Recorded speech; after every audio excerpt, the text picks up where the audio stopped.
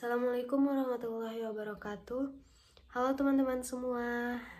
Baik, yang saya hormati yaitu dosen pengampu MK Psikolog Perkembangan, dan tak lupa pula kepada teman-teman semuanya.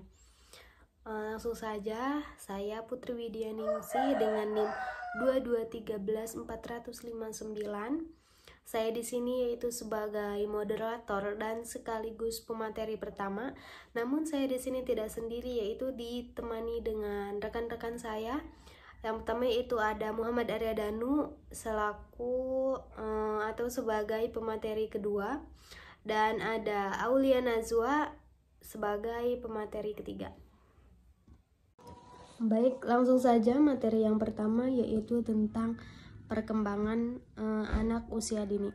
Nah, perkembangan anak usia dini ini adalah perkembangan anak yang berusia dari 2 sampai 6 tahun. Pada umumnya, anak yang sudah berusia 2 sampai 6 tahun ini dia sudah memiliki kesadaran atas dirinya sendiri. Sudah memiliki kesadaran atas dirinya sendiri bahwa dia ini wanita atau laki-laki. Jadi pada umur 2 sampai 6 tahun ini si anak sudah memiliki kesadaran penuh terhadap dirinya sendiri. Jadi sudah mengetahui juga bahwa dirinya ini laki-laki atau wanita. Dan juga pada umur 2 sampai 6 tahun ini si anak sudah mulai mengetahui mana yang berbahaya untuk dirinya sendiri dan mana yang dapat mencelakai dirinya sendiri. Jadi sudah mengetahui baik buruknya untuk dirinya sendiri. Yang pertama yaitu ada perkembangan fisik. Nah, menurut Syamsu Yusuf, proporsi tubuh pada anak usia dini ini berubah secara dramatis, seperti contohnya pada usia 3 tahun. Rata-rata tinggi badan anak yang berusia 3 tahun ini mencapai 80 sampai 90 cm. Dan berat badannya sekitar 10 sampai 13 kg. Sedangkan pada anak yang berusia 5 tahun, tinggi badannya ini sudah mencapai 100 sampai 110 cm.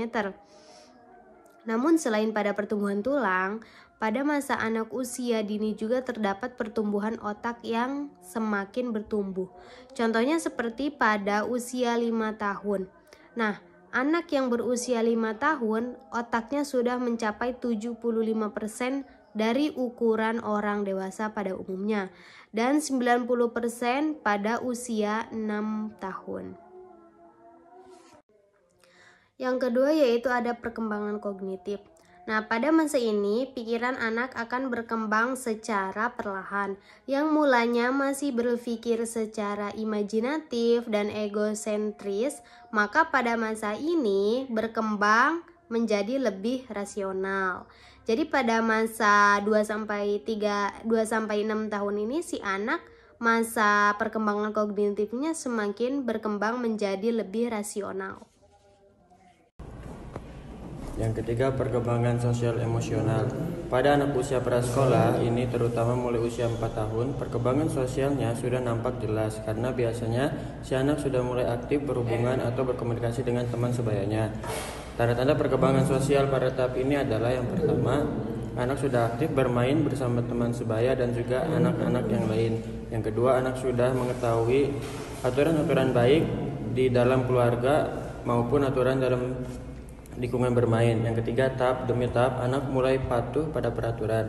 Yang keempat, anak sudah mulai menyadari kepentingan dan hak orang lain. Yang keempat itu perkembangan bahasa. Perkembangan bahasa yaitu masa ketiga 0 sampai 2,6 tahun yang memiliki ciri sebagai berikut. Yang pertama, anak sudah bisa menyusun kalimat tunggal yang sempurna. Yang kedua, anak banyak menanyakan tentang nama, tempat seperti apa, siapa, di mana, dan dari mana. Yang ketiga, anak sudah mampu memahami tentang perbandingan, misalnya anjing lebih besar dari kucing.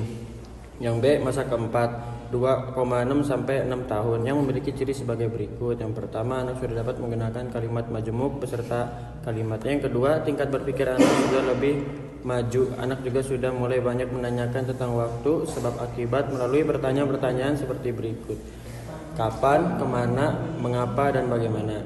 Nah, kita sebagai orang tua dan guru seharusnya membantu perkembangan bahasa anak, membantu komunikasinya dengan cara memfasilitasi, memberikan kemudahan atau memberikan peluang kepada anak sebaik-baiknya. Nah, contohnya itu cara bertutur kata yang baik. Yang kedua itu mendengarkan cerita atau pembicaraan dari anak. Yang ketiga, menjawab pertanyaan dari anak. Jawaban kita jangan sampai kita menjawab dengan meremehkannya. Nah, yang terakhir itu berdialog sederhana dengan anak seperti tentang menjaga kebersihan, tentang sekolah, tentang menjaga atau merawat kesehatan diri sendiri. Selanjutnya yaitu perkembangan agama. Perkembangan agama ini sama halnya dengan perkembangan moral pada anak usia dini.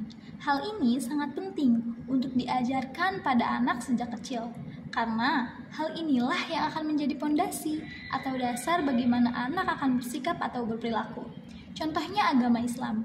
Sejak kecil, orang tua akan mengajarkan anaknya hal-hal yang mendasar mengenai ibadah agama yang dianutnya. Orang tua yang beragama Islam akan mengajarkan secara perlahan kepada anaknya untuk sholat, mengajarkan apa pentingnya sholat, serta akibat jika tidak melakukan ibadah sholat. Kemudian, perkembangan agama pada anak usia dini ini juga membantu anak untuk membentuk kepribadiannya yang baik melalui pelajaran dari agama yang diajarkannya. Selanjutnya, contoh lain selain sholat adalah menanamkan sifat jujur, sopan, membantu teman yang sedang kesulitan, dan juga bagaimana cara menghormati orang yang lebih tua, sehingga anak akan berkembang menjadi pribadi yang baik. Selanjutnya, ada juga perkembangan moral pada anak usia dini.